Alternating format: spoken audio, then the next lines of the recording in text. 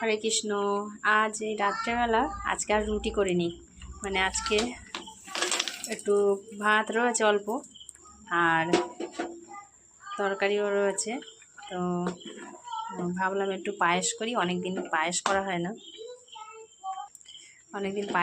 আর আমাদের বাড়িতে সবাই পায়েস খেতে খুব ভালোবাসে। মানে আমার উনি, আমার ছেলে, আমার মেয়ে ভীষণ ভালোবাসে পায়েস খেতে। তো পায়েসটা প্রায় হয়ে গেছে, এবার একটু কাজু কিশমিশ দেবো।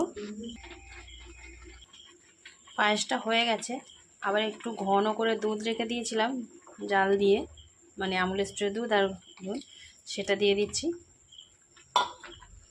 দিয়ে কি সুন্দর, মানে এর বাতাসে দেওয়া তো কি সুন্দর নলেন গুড়ের মতন কালার হয়েছে পায়েসটা। পায়েসটা কমপ্লিট হয়ে গেছে আর নামিয়ে নিয়েছি। এবার একটু উপর থেকে কাজু আর কিশমিশ ছড়িয়ে দেবো।